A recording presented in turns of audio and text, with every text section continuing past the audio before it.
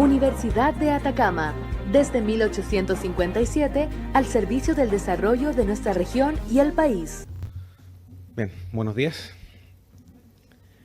Bueno, a mí me toca hacer la presentación básica. Voy a tratar de no moverme mucho para que no me reten con la transmisión.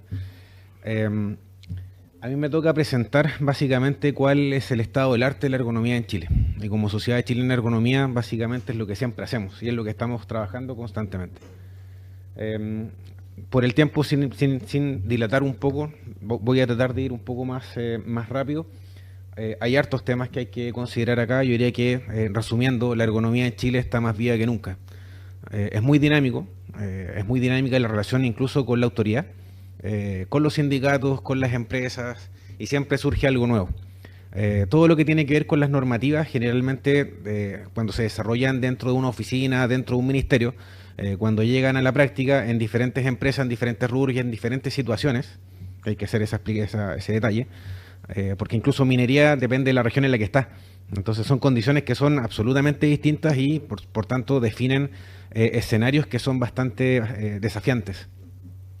En ese sentido, y siempre pasa que en los eventos de ergonomía, aquí voy a ir muy rápido, pero generalmente en los eventos de ergonomía nadie dice que es ergonomía, así que lo voy a hacer un poco rápido para hacer la relación.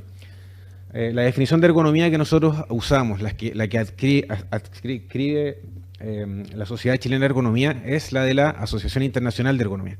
No es nuestra, esto ya tiene bastante tiempo, ya está, si se fijan, es del año 2000.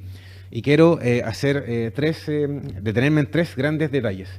Primero que nada, lo que busca es optimizar el bienestar de las personas. Eso es parte de la definición, eso es parte del ADN de la definición de ergonomía. Y en segundo aspecto habla ya de un rendimiento global del sistema, pero siempre las personas o la adaptación de las personas es el primer objetivo. Lo segundo, ¿cómo se hace? Perdón, ¿cómo se desarrolla? Mediante la planificación, evaluación, concepción de las tareas, trabajos, productos en las organizaciones, entornos y sistemas. Ese es otro detalle súper importante, porque si se fijan en lo que está diciendo ahí, es que no es un protocolo. Lo que está diciendo ahí es que es gestión. De hecho, Paulina Hernández mencionaba que hoy día tenemos un concepto que se llama ergonomía de alta calidad. ¿Qué es lo nuevo de eso? Simple, que no tenemos que tener los informes esperando o durmiendo en un cajón. No tenemos que tener los informes impresos en colores para demostrar que algo está rojo, verde o nivel crítico. Al contrario, hay que demostrar gestión. Y el concepto de ergonomía de alta calidad lo que busca específicamente es que podamos relacionar conceptos y desarrollo de ergonomía a nivel gubernamental, a nivel de trabajadores, a nivel de empleadores. Incluso más, el texto es bien específico ahí. Dice incluso que el ergónomo tiene que ser capaz de hablar tanto con un gerente, con el dueño de la empresa, sea grande, chica, mediana, pyme, la que sea, y con el trabajador. Entonces, esa es una habilidad, esa es una característica que el ergónomo debe llevar. ¿Ya? Entonces, bajo ese aspecto, si se fijan, esto no es solamente hacer documentación, al contrario, hay que generar desarrollo, hay que generar gestión sobre ese tema. Y por eso, si se fijan bien, parte por el concepto de planificación. ¿Ya? Y el último aspecto que también considero que es muy relevante, que está al final de la definición, es que dice que básicamente lo que nosotros queremos lograr con las personas, que es hacerlos compatibles, o mejor dicho, hacer compatibles con las necesidades, capacidades y limitaciones de las personas. Hay tres conceptos que son súper importantes, porque si se fijan, dice que está hablando de las necesidades de las personas, de las capacidades que estos tienen y de sus limitaciones. No sé si a ustedes les pasa, pero eso a mí me suena como inclusión.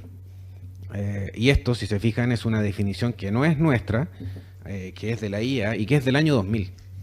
O sea, sí, efectivamente, cuando nosotros hacemos ergonomía y ergonomía de calidad y buena ergonomía, sí estamos haciendo inclusión. Entonces, cuando el año pasado surge esta ley de inclusión y nos empieza a hablar del porcentaje y otras cosas que son muy administrativas y que yo diría que, no sé, pues los gerentes de recursos humanos lo entendieron de esa forma, desde mi punto de vista, eso es hacer ergonomía hace rato.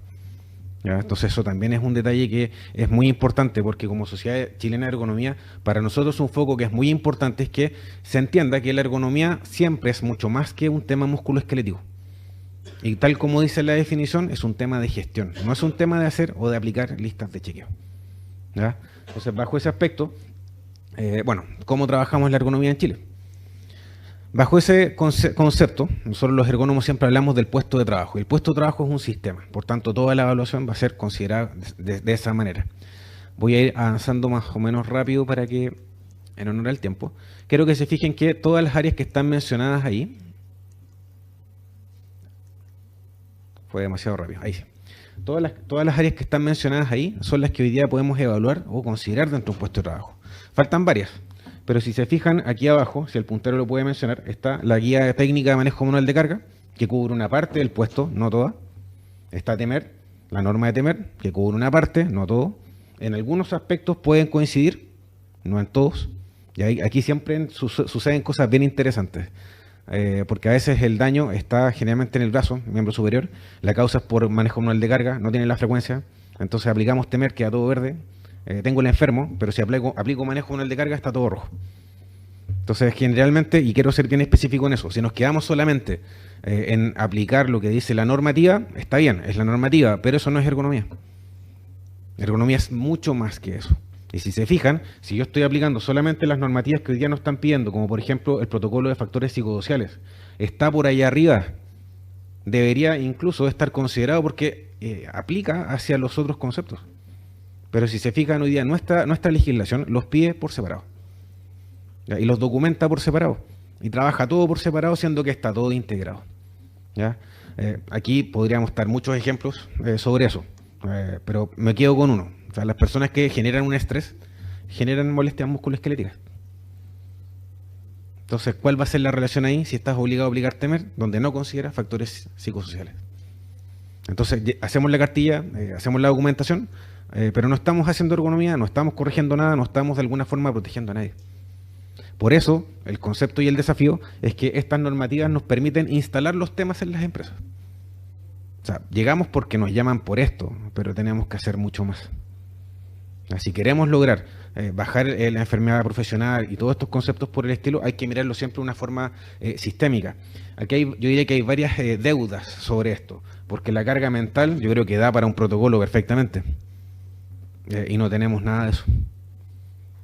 Una que otra pregunta por ahí en una lista de chequeo, pero no hay más que eso. Los temas de fatiga y turno nos da perfectamente para eso también. Vibración lo dejé un poco hacia afuera porque de repente está compartido con higiene industrial. Resulta que higiene industrial lo mira desde su foco y nosotros lo miramos de otro. Entonces, no sé si hay algún higienista presente, pero en general siempre se quedan con lo que dice el 594. Y el 594 es una normativa, pero si queremos ser preventivos hay que mirar más allá. Y ahí tenemos diferencias casi de qué concepto vamos a usar, si es que es la intensidad o hacer la frecuencia en vibración. Entonces, ¿qué nos interesa en ergonomía? La frecuencia. ¿Qué le interesa al higienista? El RMS, la intensidad. Entonces, si se fijan, es como que usamos el mismo equipo, pero estamos trabajando en idiomas distintos. No es la idea. Si queremos ser preventivos, tenemos que integrar ahí también. Por tanto, me interesa mostrar esta imagen porque a mí me dice mucho. O sea, las normativas que tenemos están mirando a objetivos distintos. TEMER se fija mucho en frecuencia, solo en frecuencia, dentro del músculo esquelético. Y manejo manual de carga, solo en carga. Por eso siempre va a pasar que queda rojo en uno y queda verde en el otro. Entonces, generalmente nosotros siempre recomendamos que si queremos ser preventivos, queremos hacer bien la pega, hay que hacer las dos a la par. No importa que no esté el factor de riesgo, no importa, hay que revisarlo igual. Y de la misma forma hay que preguntar las otras cosas que yo les hacía mención. ¿Cómo trabajamos? Volviendo a la pregunta, ¿cómo trabajamos hoy día en Chile? Yo diría que esta es la mejor metáfora. Para los que tengan un microondas en su casa, si se fijan en el microondas siempre decía que podías cocinar pollo, asados y cosas espectaculares. ¿Quién lo usa para algo más que no sea para calentar el desayuno? Aquí pasa lo mismo. Todos los ergónomos sabemos que podemos hacer mucho. El contexto es distinto. Lo que entiende la empresa es algo muy distinto, porque siempre nos van a llamar por un tema musculoesquelético o por una fiscalización o por la urgencia que tengan. Pero en estricto rigor, yo diría que aquí el concepto es que está siempre subutilizado. Y por tanto, es función del ergónomo, función nuestra, incluso como sociedad de ergonomía, difundir el concepto de ergonomía de calidad. Plantear, abrir un poco el concepto, el paradigma, para poder decirle a la empresa, usted está entendiendo una pequeña parte de todo lo que esto corresponde. Se está quedando con una pequeña parte de todo lo que podríamos hacer. Y en ese sentido, los protocolos simplemente son la excusa o de alguna forma la entrada para empezar a hacer gestión con la empresa, que nos conozcan haciendo el trabajo. Y ahí con el tiempo solo se empieza a generar este cambio de cultura. Las empresas que ya tienen esta vuelta ya saben qué pedir. Y a veces no entienden el detalle, pero sí prefieren que lo vea un ergónomo. No saben qué es lo que va a salir, pero prefieren que lo vea un ergónomo. O sea, ese nivel de madurez, hay empresas en Chile que lo tienen. Claro, después de la vuelta, no lo aprendieron porque sí, muchos de ellos lo aprendieron a la mala, ¿ya? Pero lo importante es que de alguna forma es nuestro deber en ese sentido trabajar con el concepto completo y no quedarnos solamente con lo que se exige o lo que de alguna forma se entiende desde afuera. Hoy día tenemos nuevas oportunidades de desarrollo en ergonomía y este es un tema que es bastante importante. Yo les decía que la ergonomía siempre tiene mucho movimiento, tiene mucho de adaptarse, ¿ya? Al puesto, a la situación de la empresa, en donde se esté desarrollando, con la condición que sea, etcétera, etcétera. Aquí quiero mencionar las principales. Cambió la guía de manejo manual de carga, está en revisión la norma de temer. Incluso más, la autoridad hoy día está hablando o está haciendo una revisión de lumbar. O sea, resumiendo mucho el concepto, es como que está haciendo una norma de temer, pero no para miembro superior, para lumbar. Y así probablemente más adelante tengamos otras regulaciones. Y eso es normal, porque técnicamente lo que hace suceso, lo que hace la regulación, es tomar por conceptos de epidemiología lo que hay y empieza a prepararse para corregir eso. Es como ir manejando mirando el espejo retrovisor, no sé si se entiende, porque mira las estadísticas del año pasado para ver cómo lo corregimos hacia adelante. Entonces, en ese sentido, son oportunidades que, como Sociedad de Ergonomía, tratamos de participar, tratamos de ampliar el concepto y el paradigma para que sepan qué es lo que hace un ergónomo, qué le corresponde a un ergónomo, qué es lo que de alguna forma podría esperar una empresa, y no quedarnos solamente en listas de chequeo y en cosas que sean documentales. La guía de manejo manual de carga, la nueva guía de manejo manual de carga, tuvo varios problemas, yo diría que administrativos. Salió en un momento, venía con muchos errores, después volvieron a cambiarla, la volvieron a reeditar, etcétera, etcétera. Pero aquí hay un concepto importante porque empieza a hablar de la especialización del ergónomo. Aparecen cursos de 8 horas, de 40 horas. ¿Ya? Hay gente que a veces no lo entiende y me dice, oye, pero es que eso es un negocio. No, en realidad el concepto es distinto. Esto es lo mismo que los cursos de especialización para los médicos. Entonces, está bien, es necesario irlos desarrollando, irlos teniendo, porque hay cosas que se van a ir olvidando. La primera guía de manejo manual de carga tenía con suerte 4 métodos y era lo que había en ese minuto. La nueva guía tiene más de 20. Y probablemente en los siguientes años sigan surgiendo. Y está bien que surjan, porque es necesario tener nuevas metodologías y más desarrollo sobre este tema. Y sería bastante interesante, incluso más, porque estos métodos generalmente tienen 2 especializaciones, que es como levantamiento normal en una empresa, tal vez una constructora, y temas de área salud. Bueno, ¿y qué sería interesante, por ejemplo, ver cómo afecta esto en minería? O, por ejemplo, cómo afecta un trastorno musculoesquelético sumado con hipovaria. Es un problema que tenemos nosotros, no lo tiene nadie más. Entonces sería interesante a lo mejor un factor de corrección por hipovaria, por altura, para saber si tiene alguna o sea, participación con alguna lesión musculoesquelética, incluso con su recuperación. Entonces, bajo ese aspecto, si se fijan, nosotros tenemos de alguna forma la situación que tenemos que empezar a trabajar. Aquí hay hartas preguntas de investigación. Y bajo ese aspecto, también como Sociedad de Ergonomía nos interesa potenciar eso. Que en los congresos haya más participación. Que en los congresos se presenten tesis, por ejemplo. No importa que no lleguen a mucho, pero sí nos importa que empecemos a hacer o desarrollar estudios sobre estos temas. Entonces, bajo ese aspecto, la Sociedad Chilena de Ergonomía está, insisto, interesada en participar, en respaldar, en colaborar, contactar, ¿ya? Porque también de repente ocurre que hay especialistas en diferentes lugares de Chile pensando en algo más o menos parecido, del norte, del sur, no importa, tenemos que generar los espacios de discusión, ¿ya? Por correo, por mail, por lo que sea. Lo importante es que nosotros tenemos situaciones que sería interesante desarrollar, porque en Chile tenemos condiciones muy puntuales y muy específicas. Independiente del rubro, independiente de la región. Ahora bien, como les decía, en otro tema, la ley de inclusión de alguna forma vuelve a retomar un poco este tema. El concepto de la ley de inclusión, insisto, el objetivo está orientado no en ergonomía, pero bajo la definición que yo les dije, eso siempre ha sido ergonomía. Les voy a mostrar por qué.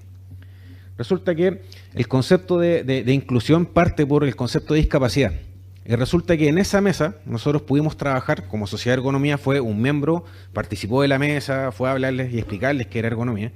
Y yo diría que el gran producto fue este, el concepto del ajuste razonable, que después le cambiaron el nombre por ajuste necesario.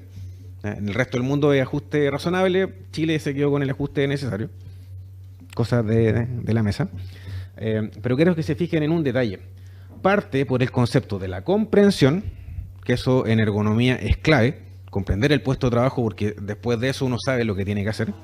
Y para comprender el puesto de trabajo yo no puedo ir 20 minutos a levantar una lista de chequeo. ni a grabar un video y después me voy. O sea, hay que mancharse las manos. Nosotros siempre hablamos del doblaje. El doblaje, yo diría que es como la parte mítica de la ergonomía. Es vivir el trabajo del otro. Es vivir un rato un poco lo que vive el otro. Esa es la mejor comprensión y eso lo hace más entretenido. O sea, de hecho, todos los ergónomos que son de terreno, si ustedes les preguntan, siempre van a tener historias, no sé, por arriba de un andamio, arriba de una máquina, en donde sea, porque es la mejor forma de entender el puesto de trabajo. Entonces, si se fijan, parte por el concepto de la comprensión y luego de la adaptación, dos conceptos que son propios de la ergonomía. Luego menciona, si se fijan bien, adaptación de herramientas, maquinaria, al entorno de trabajo, todos estos conceptos están mencionados, fíjense bien. Ajustes de la organización, que podrían estar considerados factores psicosociales, el horario de trabajo y otras cosas por el estilo. Por eso, si se fijan, cuando uno llega con el concepto de ergonomía a personas que de recursos humanos que quieren implementar la normativa de inclusión, se le abre un mundo. Porque con una sola especialidad estamos cubriendo todo. Entonces, bajo ese aspecto, si se fijan bien, esta imagen que está acá, para que se puedan fijar, esa es una tablet para un no vidente. Entonces, la única diferencia es, claro, levanta la textura que se necesita para que él pueda percibir el dato que se necesita.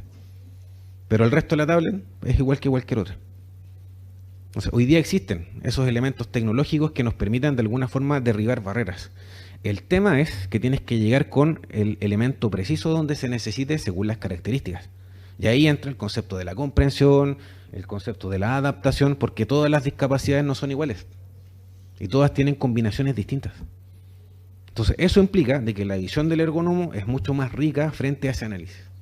Entonces, en ese sentido, en la guía, que se desarrolló una guía de inclusión, que debería, desde el año pasado que la están publicando y desde el año pasado que están en reedición, en esa guía, donde sí trabajamos como sociedad de ergonomía, se incluye este concepto del ajuste razonable. Y ese ajuste razonable considera dentro de la metodología, si se fijan bien, hay que hacer una descripción del cargo. Siempre las personas de recursos humanos cuando hacen una descripción del cargo lo hacen muy general. Pero cuando lo hace un ergónomo lo hace al callo, zapato medida. Entonces ahí ya tenemos la primera diferencia. Segundo, ¿cómo definimos la dimensión de la discapacidad? Eso generalmente es un detalle más clínico, ¿ya? Está el IVADEC, hay procedimientos para eso, ¿ya? Pero después tenemos que definir cuál es el ámbito discapacitante y ahí recién aparece el concepto de las ayudas técnicas, para que se entienda un poco la idea. El concepto de la discapacidad siempre está asumido a que son temas motores, ¿sí? La silla de ruedas, cosas por el estilo. Pero en estricto rigor, después de, no sé, pues, por ejemplo, cuando aparece la presbicia, y ya empezamos a leer de lejos, eso también es un concepto de discapacidad. La diferencia es que con los lentes se corrige. Entonces, los lentes vendría siendo el ajuste necesario. No sé si se entiende un poco la diferencia. Entonces, a veces hay personas que necesitan detalles y otros que necesitan algo más complejo. Pero la diferencia es que cuando tenemos que trabajar precisamente esa brecha que vamos a tener entre ese factor discapacitante y esta ayuda técnica, es lo que de alguna forma una reevaluación o una evaluación de ergonomía lo hace mejor. Entonces en la guía técnica nosotros incluimos el concepto de que ahí debería haber un ergónomo. Si se fijan bien, la ley tenía otra consideración, pero si se fijan, dentro del concepto y desarrollo de la ergonomía, estamos saliendo del concepto musculoesquelético para así considerar conceptos de adaptación, de calidad del puesto de trabajo, calidad de vida y otros elementos por el estilo. Entonces,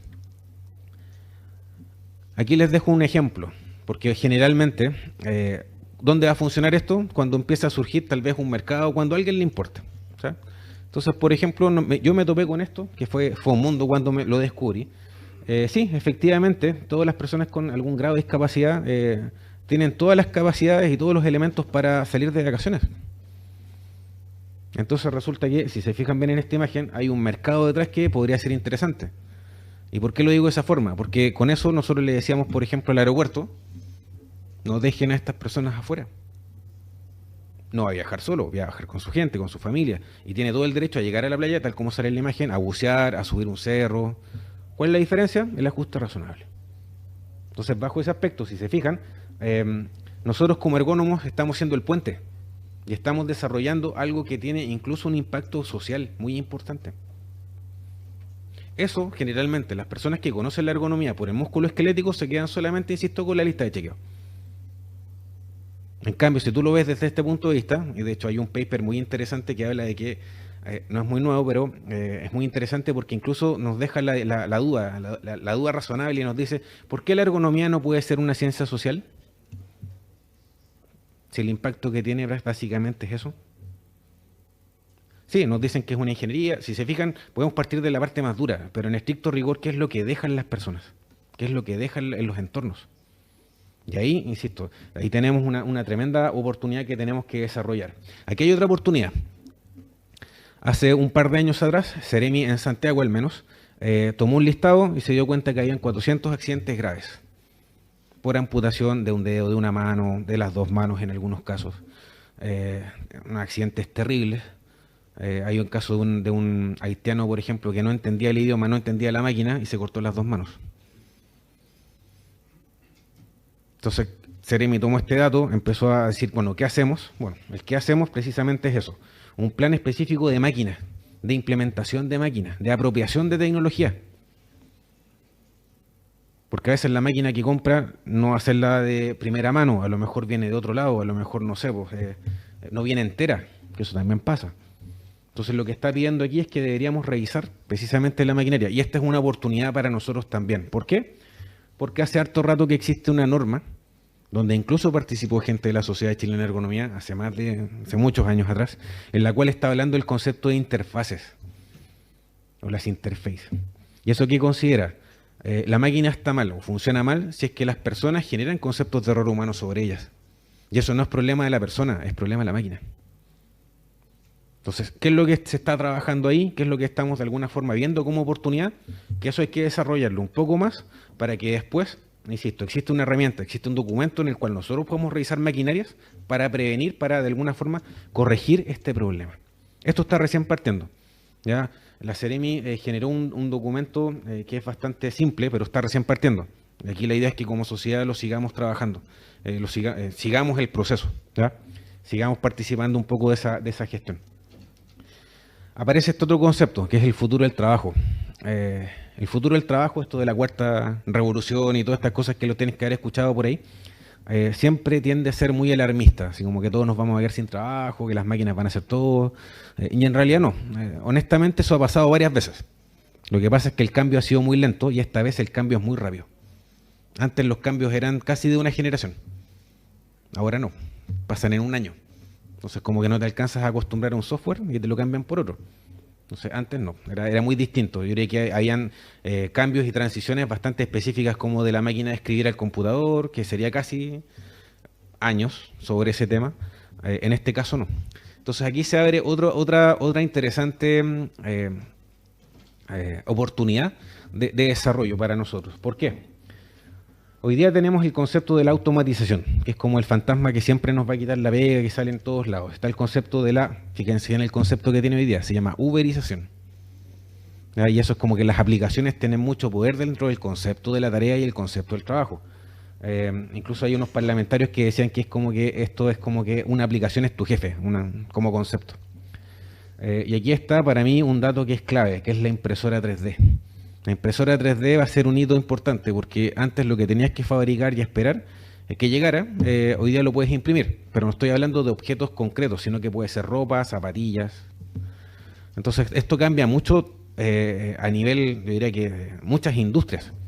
O sea, una de las cosas que se está planteando, por ejemplo, es que la impresora 3D esté en un hotel, tú no llevas equipaje, imprimes tus zapatillas. No las tienes que llevar. Entonces eso impacta en logística, impacta en muchas cosas distintas. Entonces Adidas, por ejemplo, está desarrollando de alguna forma el archivo de la zapatilla. Y tú la puedes imprimir las veces que tú quieras, con materiales que sean, no sé, pues, reciclables, no va a ser eterna, obviamente puede durar muy poco, pero la puedes imprimir varias veces. Entonces, si se entiende un poco la idea, la tendencia hacia dónde va, eso va a alterar o va a cambiar el concepto de trabajo. Hay que mirarlo desde ese punto de vista, más allá de si hay empleo o no, si es que va a cambiar o no, cómo nos adaptamos sobre ese concepto. La mecanización de alguna forma vino para quedarse y hace harto rato que está presente. Hay varios elementos aquí que honestamente hace muchos años y décadas que están presentes. Cuando escuchamos hablar, por ejemplo, de la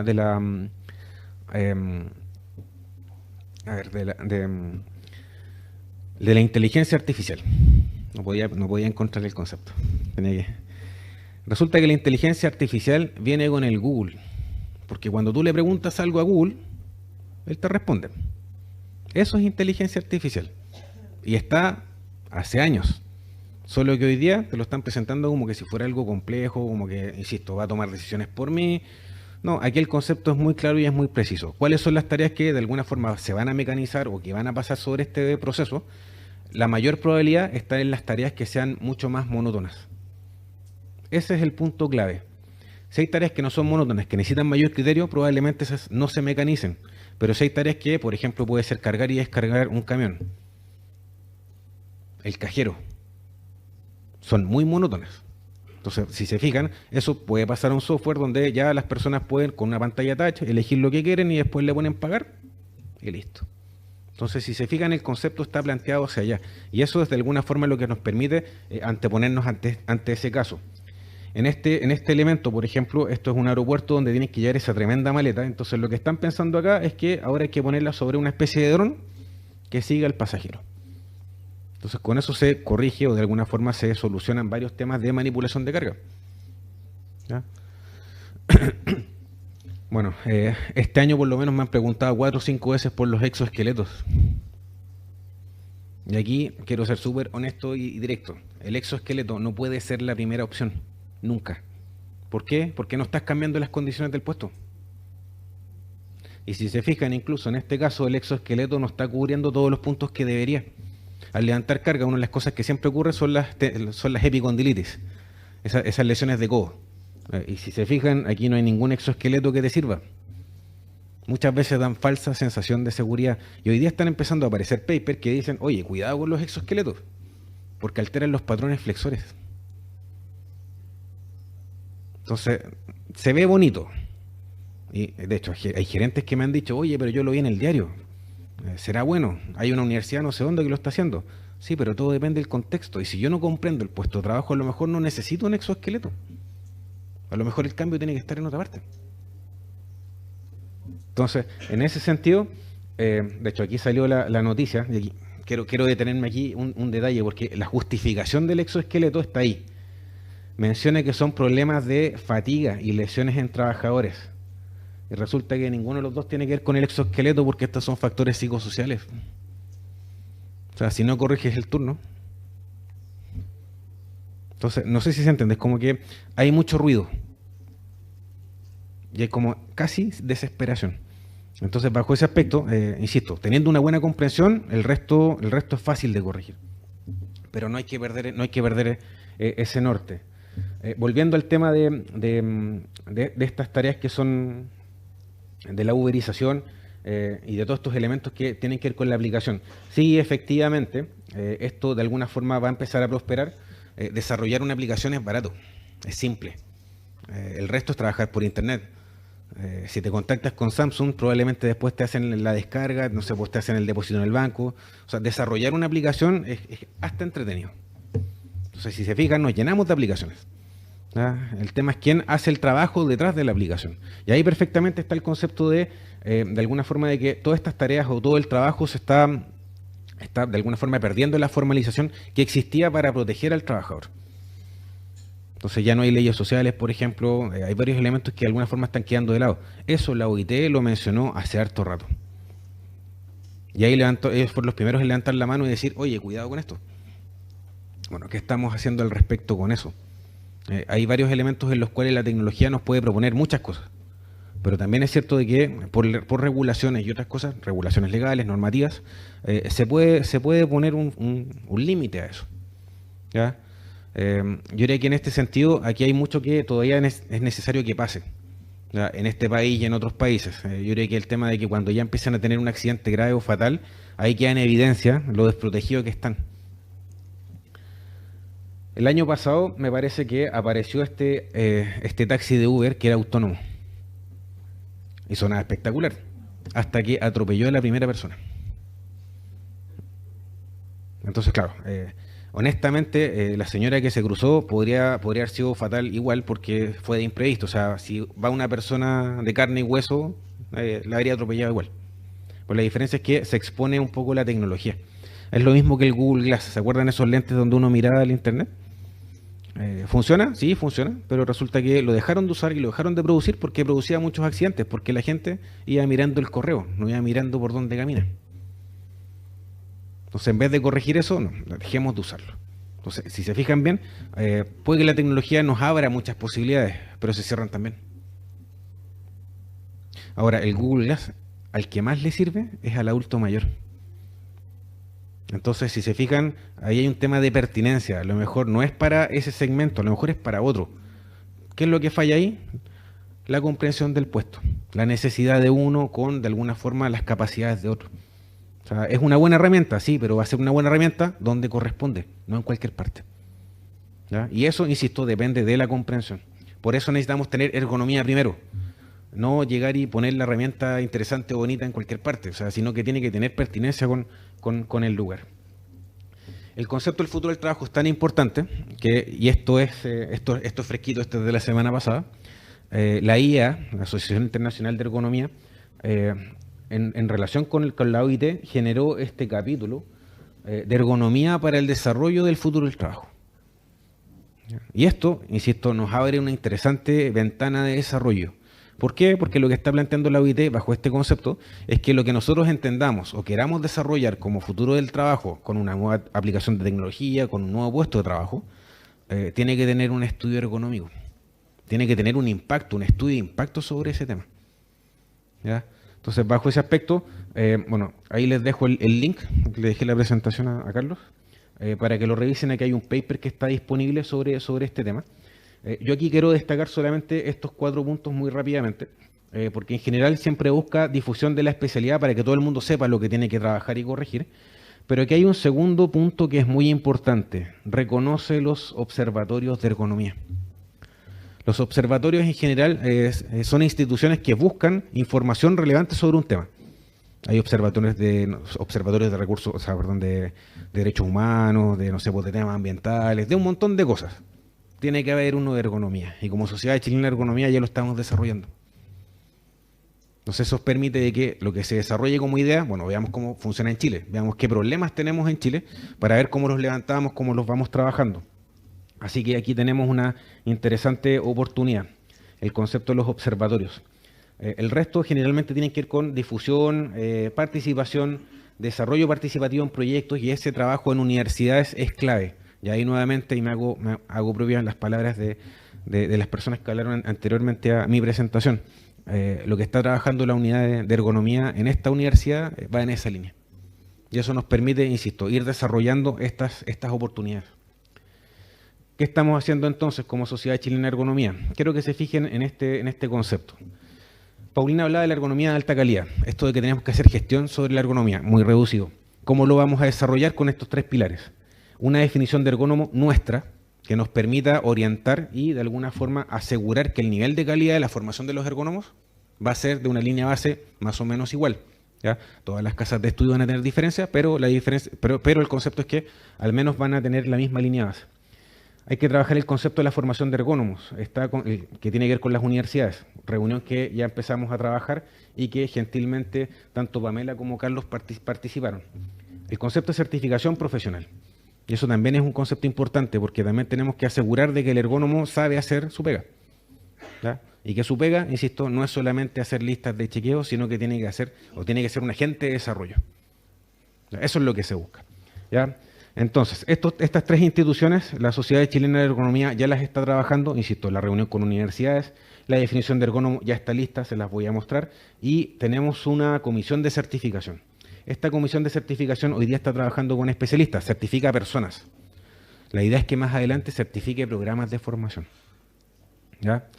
Ahora, para que esto funcione bien, ¿qué es lo que nos falta como engranaje? Un comité de ética, que lo estábamos conversando el martes pasado, un comité científico que hoy día trabaja solo por congreso. La idea es que los comités científicos sean estables. ¿Ya? Y el otro detalle importante, el concepto del observatorio de ergonomía, como ya les decía, que ya tiene estructura, que ya tiene incluso un director, hasta correo electrónico, así que ya es formal. Esta es la foto de la reunión con universidades, donde participaron diferentes universidades. En esta reunión nosotros planteamos este modelo y empezamos a discutir varios elementos que tenían que ver con el concepto de ergónomo. ¿Qué entendemos por especialista ergónomo? Ese concepto, ¿por qué era tan importante? Porque cuando el ASUCESO pida que tal procedimiento lo tiene que hacer un ergónomo, bueno, ¿qué esperamos de un ergónomo? No sé si se entiende, no que llegue cualquiera con la función de ergónomo, sino que qué es lo que es capaz de hacer, qué es lo que demostró que es capaz de hacer. Entonces, bajo ese aspecto, aquí les dejo la definición de ergónomo, que si se fijan, si bien se puede ver muy amplia, quiero que se fijen en este detalle, si se fijan un poco en la imagen. No es al azar, ¿ya? Está construida casi como con una ingeniería en donde me está diciendo qué es lo que yo podría esperar de un ergónomo por dimensión. Porque si se fijan, tiene que hablar de recursos y experiencia, tiene que hablar, por ejemplo, de alguna forma impacto en la organización. Debe generar conocimiento, debe diseñar proyectos y propuestas de solución. O sea, no se puede quedar en el informe, tiene que ser, insisto, un agente de cambio. Eso es lo que tiene que ser demostrable. La idea bajo ese concepto, bajo ese aspecto, es que cuando llegue un ergónomo a una empresa, se note el cambio. Eso, insisto, a veces no pasa en 20 días, a lo mejor pasa en un año, a lo mejor pasa en años. Pero lo importante es que tiene que quedar en claro de que la ergonomía no es solamente pasar una lista de chequeo, sino que, insisto, es desarrollar y trabajar, adaptar, de alguna forma generar incluso conocimiento o generar incluso tecnología sobre ese tema. No importa que él no la haga, pero sí sabe lo que hay que hacer, que es distinto.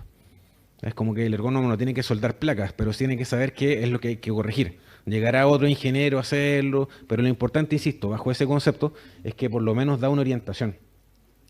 Debe enseñar conceptos de ergonomía a todos los actores sociales, y ese es el aspecto que yo les decía. O sea, tiene que ser capaz de hablar con diferentes interlocutores sobre este tema. ¿Ya? Y eso también es un aspecto que es muy importante. ¿Ya? Entonces, dentro de las funciones de la sociedad, de aquí ya terminando, quiero que se fijen que nosotros como sociedad empezamos a trabajar campañas de difusión del concepto de ergonomía de alta calidad. ¿Ya?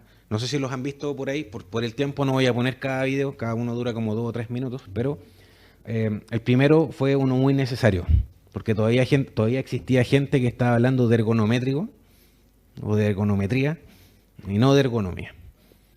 Entonces teníamos que arreglar lo básico. Después, ¿cómo nos formamos en Chile? ¿Dónde estudiar ergonomía en Chile? ¿Bajo qué concepto? Aquí el año pasado, o creo que fue este año, surgió una universidad, no fue una universidad, fue como una empresa de capacitación que ofrecía un diplomado de ergonomía de 300 horas. No, perdón, de 140 horas, pero cobraba 300 lucas, algo así. Y te dejaba como ergónomo. Entonces, claro, a nosotros nos corresponde y nos dieron el aviso rápidamente, así que hicimos la gestión para corregir eso. Porque en realidad el contenido de ese diploma era un tema de aplicar TEMER. Entonces, eso está muy lejos de lo que nosotros buscamos. Y es función de la sociedad de ergonomía cuidar y respaldar el desarrollo de la ergonomía, los ergónomos y el trabajo que ellos realizan. Y el último video que hemos desarrollado tiene que ver con la pausa activa, porque aquí también hay mucho ruido sobre este tema. Lo desarrollamos, esto tuvo mucho impacto, de hecho nos llegaron feedback incluso desde Europa, fue bien interesante ese tema, porque todo el mundo lo tiene claro, pero nadie lo decía. Entonces es importante que, insisto, como sociedad, de alguna forma tengamos el peso para decir esto está bien o esto está mal en ergonomía. Y esa es una de las funciones que nosotros tenemos que desarrollar y permanentemente cuidar. Finalizando, estas son las mesas que hemos trabajado. La mesa de inclusión, como ya les decía, que ya está finalizada. La de columna lumbar, que también está finalizada. Está en desarrollo, esta yo creo que está recién partiendo, una del Ministerio del Deporte.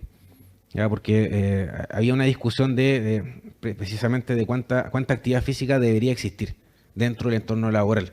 Esa discusión se vio enfrascada con esto de las 40 horas que hemos tenido en las últimas semanas. Así que noticia en desarrollo, lo voy a decir de esa forma. ¿Ya? Pero ¿qué es lo importante? Que estamos ahí atentos a atajar ese penal. Y tenemos que estarlo porque necesitamos que el concepto de ergonomía de alta calidad no se tergiverse, no se pierda. ¿Ya? Y por eso es importante tenerlo ahí en cuenta. Así es que, como ya les decía, esta historia está en desarrollo y espero, no sé, a futuro, si podemos volver a tener una instancia como esta, mostrarles los nuevos cambios que hemos tenido. Lo que yo les mostré es lo que ha pasado en un año. Insisto, es tanto el desarrollo sobre este tema que tuvimos que ampliar el directorio en 3 personas, porque no alcanzábamos a ir a todas las reuniones. Entonces, bajo ese aspecto, yo creo que no todas las especialidades pueden decir que tienen tanto movimiento, tanta vida o tanto interés. Así es que, finalizando, le agradezco la invitación a Carlos, a Pamela, a Forlín, porque hace falta y es necesario tener instancias de desarrollo y difusión de la ergonomía. Muchas gracias.